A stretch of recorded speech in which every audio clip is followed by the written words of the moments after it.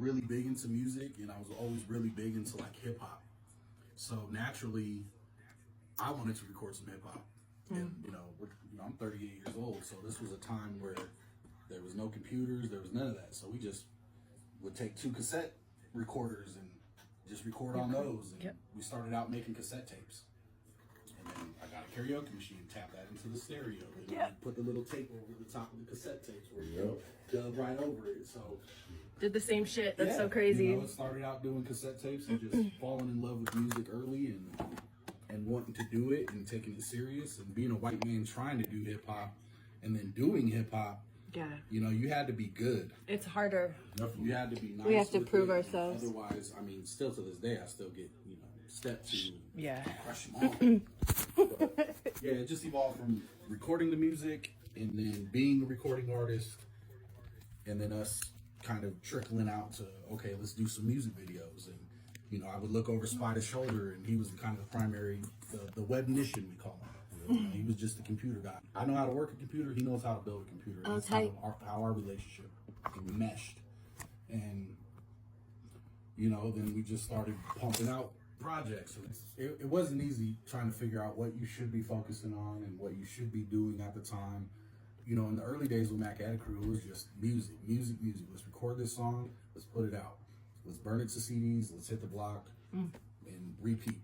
I still do it for a living out of the passion for it. So every day, I'm in the studio every single day. Oh, that's awesome. I have been in the industry since 2015. Me and my wife initially bought a little dispensary called Easy Natural Alternatives. We named it Herbs Place. Shout out Herbs Place. That was December 2015. Been in the game ever since. Fortunate enough to partner up with Cookies about 2.5 years ago. Life-changing event for us. We actually have been a cookie store now for a year as of October 14th. Hey, congratulations. So yeah, we're very happy, very proud of that. But yeah, I've always had an interest in marijuana as far as its medicinal uses. I have several health conditions in my knees and my back, intestinal issues, and have seen the bad that opiates can do to people. See a lot of people get hooked on them. A lot of bad things happen in people's lives because they got hooked on them. Marijuana has always been an alternative for me. Keep me away from the opiates. It has more medicinal value than a lot of people will ever know. People just need to do their research. But yeah, been blessed enough, like you said, to be in the industry for almost 10 years now. Seen all the changes, seen a lot of businesses come and go. Again, just very thankful that we're blessed to still be here. Oh, that's great, dude. Do you remember the first strain you grew? The very first strain I ever grew was a strain called Afghan Diesel. Okay. Old strain. Actually, genetics came over from Amsterdam. What? Buddy and I way back in the day. Yeah, the very first strain that I ever grew. Can't find it anywhere anymore. Again, one of those old school original strains. But yeah, it was fire. Oh, that's awesome. Now, obviously the rules and laws have changed a lot when it comes to marijuana from when you started from now. Did you have to hide it from the people you were growing with or, starting to grow around? Or? Well, again, this is way back in the day. Before we reached the legal status that we are now, I have sharpened my craft over the years. Various business ventures, various partnerships. Again, when we moved to Colorado and bought the dispensary, again, a whole other world, much better situation. A lot of people are, how should I say, have a lot of gripe with the rules and regulations. In any organized business, rules and regulations are necessary. Again, and so having said that, we just try to go along with whatever the city puts forth for us to follow. I think that the testing that has to be done now is very, very good and necessary to make sure that the medication that people are getting is clean medication that doesn't have contaminants and things in it to worsen their conditions. Yeah. So again, you know, I can't sit here and say I agree with everything, all the rules that are set forth. However, again, rules are a necessary evil. We are just thankful that we live in a state that does allow us to sell and consume marijuana, and we are looking forward and are hopeful that recreational marijuana does pass.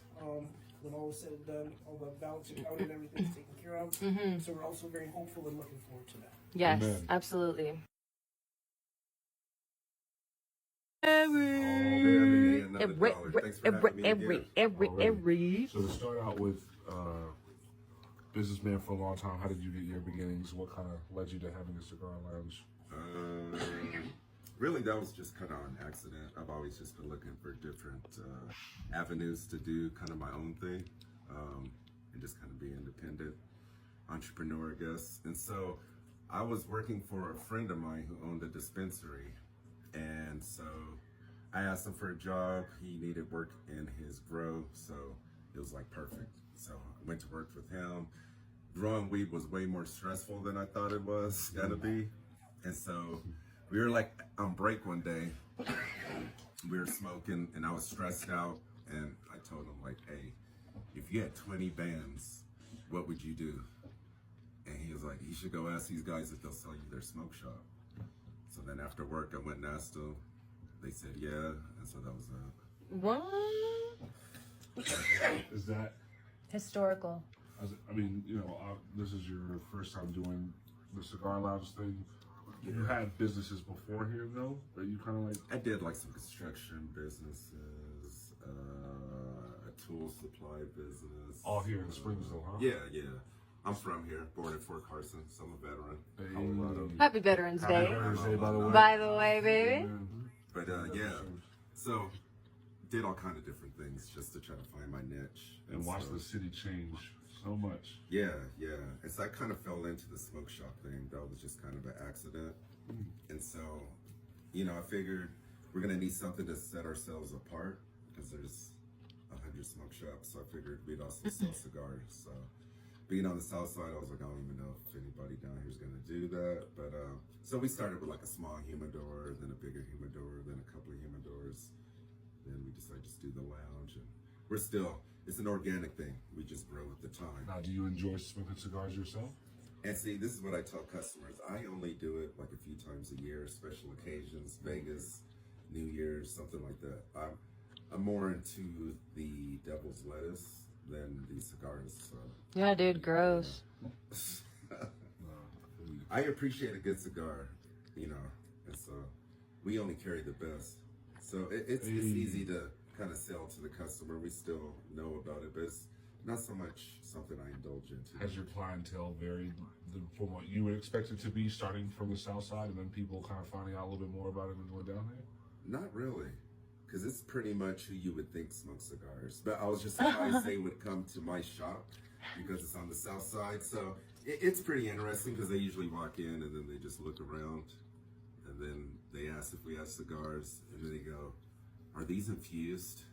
Right. And so we're like, "No, it's just regular Drew Estates." Yep.